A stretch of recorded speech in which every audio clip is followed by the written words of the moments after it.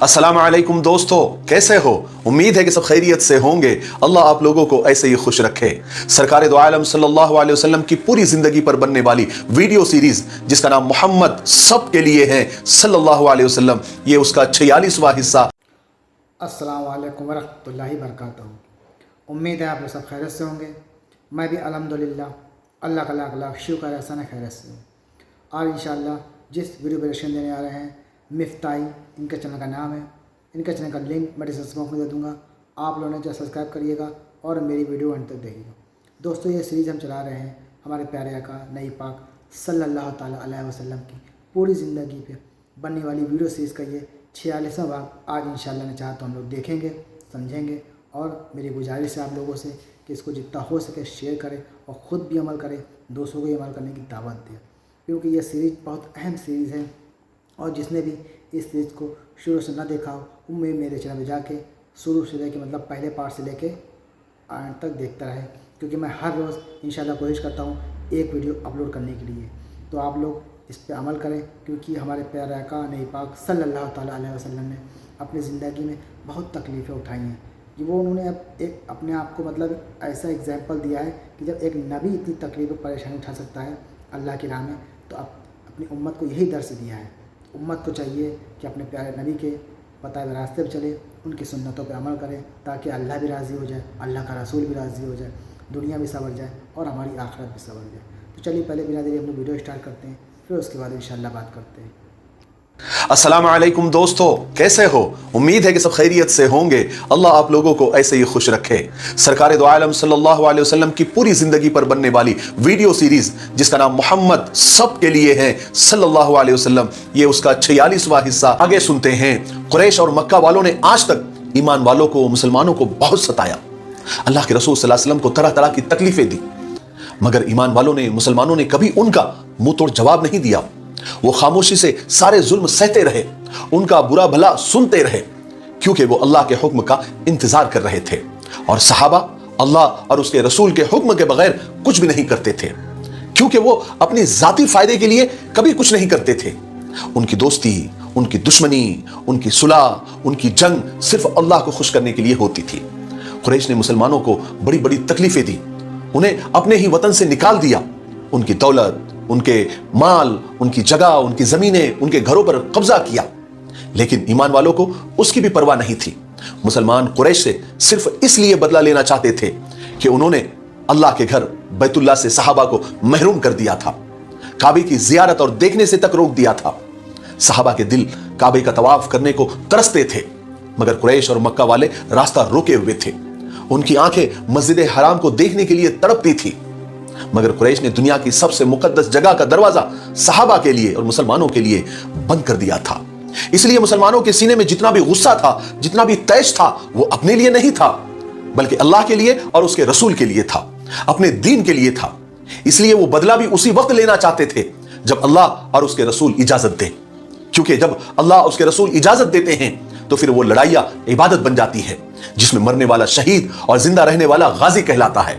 और शहीदों से अल्लाह खुश होता है, उन्हें बड़े बड़े दर्जे अता करता है। इसलिए मुसलमान अल्लाह के हुक्म का इंतजार किया करते थे, ताकि वो जंग न रहे, इबादत बन जाए। चुनांचे जब अल्लाह तबारक व तआला ने जंग की इजाजत दे दी, तलवार उठाने की इजाजत दे दी, तो फिर सहाबा पूरी ताकत के साथ मैदान जंग में आ गए। फिर जब और जिस जंग में हुजूर पाक सल्लल्लाहु अलैहि वसल्लम ने चाहा, सहाबा साथ हो गए, और जहां हुजूर पाक सल्लल्लाहु अलैहि वसल्लम ने भेजा, सहाबा जान हथेली पर लेकर निकल गए। लेकिन अब तक जितने भी गज़वे और सरिये हुए और जितनी भी लड़ाइयां हुई, वहां पर तो लड़ाई असल में हुई ही नहीं, अगर हुई भी तो बहुत मामूली हुई। अब हिजरत को 1.5 साल हो चुका था, और गज़वे अशीर के वक्त, यानी पिछले वीडियो में हम आपको बता चुके हैं कि कुरैश का एक काफिला मक्का से शाम जाते हुए हुजूर पाक सल्लल्लाहु अलैहि वसल्लम की गिरफ्त से बचकर चला गया था। जब वही काफिला शाम से पलटकर मक्का वापस जाने वाला था, तब नबी करीम सल्लल्लाहु अलैहि वसल्लम ने तलहा बिन उबैद रज़ी अल्लाह तआला अन्हु और सईद बिन ज़ैद रज़ी अल्लाह तआला अन्हु को उसके हालात पता करने के लिए शिमाल के जानिब रवाना फरमाया। ये दोनों सहाबी मकाम हुरा तक तशरीफ ले गए और वही ठहरे रहे। जब अबू सुफियान काफिले को लेकर वहां से गुजरा, इन्होंने जब उसको देखा तो निहायत तेज रफ्तारी से ये मदीना की तरफ पलटे और हुजूर पाक सल्लल्लाहु अलैहि वसल्लम को उस काफिले की पूरी जानकारी दी। इस काफिले में मक्का वालों की बड़ी दौलत थी, यानी कम से कम 1000 ऊंट थे, जिन पर कम से कम 50,000 दिनार यानी 262 किलो सोना यानी उसके ऊपर लदा हुआ था, और उसकी हिफाजत के लिए सिर्फ 40 आदमी थे। मदीना वालों के लिए यह बड़ा जर्रीन मौका था, यानी गोल्डन चांस था, जबकि मक्का वालों के लिए इस माल का खत्म हो जाना, इस माल से महरूमी उनके लिए बड़ी जबरदस्त फौजी, सियासी और इक्तिसादी और इकोनॉमी की बड़ी हैसियत रखता था। इसलिए रसूल पाक सल्लल्लाहु अलैहि वसल्लम ने ईमान वालों में ऐलान फरमाया कि कुरैश का काफिला बहुत सारी माल और दौलत लेकर जा रहा है, उसके लिए निकल पड़ो, ताकि अल्लाह तबारक व तआला इस माल को बतौर माल गनीमत तुम्हारे हवाले कर देगा। लेकिन आप सल्लल्लाहु अलैहि वसल्लम ने इस जंग में सबका शरीक होना, सबका शामिल होना कंपलसरी नहीं किया, यानी जरूरी करार नहीं दिया, बल्कि बस लोगों को शौक दिलाकर और लोगों की रगबत पर छोड़ दिया। क्योंकि इस जंग के ऐलान के वक्त किसी को भी यह उम्मीद नहीं थी, किसी को भी यह तवक्को नहीं थी कि इतनी बड़ी वहां पर जंग हो जाएंगी और इतनी बड़ी टक्कर हो जाएंगी। यही वजह थी कि बहुत सारे सहाबा मदीना में ही रह गए, क्योंकि उनका ख्याल था कि रसूल पाक सल्लल्लाहु अलैहि वसल्लम का यह सफर भी पिछले सफर की तरह एक आम सफर होगा कि आप वहां जाएंगे और बगैर किसी लड़ाई के आप वापस आ जाएंगे या सुलह हो जाएगी, जैसे पिछले गज़वे में हुआ था। इसलिए वो इस गज़वे में शरीक नहीं हुए, और बाद में आप सल्लल्लाहु अलैहि वसल्लम ने किसी पर भी नकीर नहीं की, यानी उन पर नाराज नहीं हुए जो इस जंग में शरीक नहीं हो सके थे। जब रसूल पाक सल्लल्लाहु अलैहि वसल्लम बदर के लिए रवाना हुए तो आपके साथ 313 सहाबा थे। कोई कहता है 314 थे, कोई कहता है 317 थे, लेकिन मशहूर और सही कौल 313 का है, जिसमें 82 या 83 या 86 यानी 82, 83 या 86 मुहाजिर सहाबा थे और बाकी अंसारी सहाबा थे। और फिर अंसार में भी 61 यानी 61 कबीले औस के थे और 70 यानी 70 कबीले खजरज के थे। और इस लश्कर के और इस गज़वे के लिए कोई लोगों ने खास तैयारी भी नहीं की थी, यानी कोई खास एहतमाम नहीं किया था, क्योंकि किसी को तवक्को ही नहीं थी कि इस तरह से और इतनी बड़ी जंग हो जाएंगी। चुनांचे पूरे लश्कर में सिर्फ 2 घोड़े थे, एक हजरत जुबैर बिन अवाम का और दूसरा हजरत मिक़दाद बिन अस्वद का रज़ी अल्लाह तआला, और 70 ऊंट थे, जिनमें से हर ऊंट पर 2 या 3 आदमी बारी बारी सवार होते थे, और एक ऊंट खुद रसूल पाक सल्लल्लाहु अलैहि वसल्लम, हजरत अली रज़ी अल्लाह तआला और हजरत मुर्सद इब्ने अबी मुर्सद के हिस्से में आया था, जिन पर ये तीनों बारी बारी से सवार होते थे। जब भी आप सल्लल्लाहु अलैहि वसल्लम किसी गज़वे या किसी जंग के लिए जाते थे तो मदीना में अपना एक जानशीन, अपना एक नायब तय कर देते थे। इस वक्त यानी गज़वे बदर के वक्त जब आप गए तो शुरू में आपने हजरत अब्दुल्ला इब्ने उम्मे मक्तूम को मदीना का इंतजाम सौंपा, मदीना की इमामत सौंपी। लेकिन जब आप सल्लल्लाहु अलैहि वसल्लम मकाम रौहा तक पहुंचे तो फिर आपने हजरत अबू लुबाबा बिन अब्दुल मुंजिर को मदीना का मुंतजिम बनाकर वापस मदीना भेज दिया। और इस लश्कर की तकसीम इस तरह की गई कि एक लश्कर मुहाजिरों का बनाया गया और एक लश्कर अंसारियों का बनाया गया, और मुहाजिरीन का अलम यानी झंडा हजरत अली इब्ने अबी तालिब रज़ी अल्लाह तआला को दिया गया, और अंसारियों का अलम यानी झंडा हजरत साद बिन मुआज को दिया गया। और इस जंग का परचम भी सफेद रंग का था जो हजरत मुसअब बिन उमैर को दिया गया, और सिपा सालार आला और जनरल कमांडर की हैसियत आप सल्लल्लाहु अलैहि वसल्लम ने खुद इस जंग की संभाली। और उधर खुद अबू सुफियान जो कि कुरैश के काफिले के अमीर थे, उनको मुसलमानों के आ जाने का धड़का लगा हुआ था, हमले का डर लगा हुआ था, इसलिए उन्होंने अपने जासूस सब तरफ फैला रखे थे, और उन्होंने बदर के पहली मंजिल पर अपना पड़ाव डाला, और यहां भी उन्हें यह पता चला कि मुसलमान उनकी तलाश में हैं। यह सुनकर अबू सुफियान घबरा गए। उन्होंने फौरन जमजम बिन अम्र को बुलाया और कहा कि जल्दी से मक्का जाओ और कुरैश से कहो कि फौरन मदद के लिए यहां पर आ जाए, इसलिए कि मुसलमान हमारे काफिले पर हमला करने का और हमारे सामान को लूटने का इरादा कर रहे हैं। और अबू सुफियान ने जमजम को यह भी हुक्म दिया कि जब तुम मक्का में दाखिल हो तो अपने ऊँटनी के दोनों कान काट डालना, और जो ऊँटनी का हौदज है यानी जो ऊँटनी के ऊपर ज़ैन है उसे उल्टा कर देना, ऊँट की दुम की तरफ कर देना, और अपने कमीज को सामने से और पीछे से फाड़ देना, और ऐसे ही मक्का में दाखिल होना।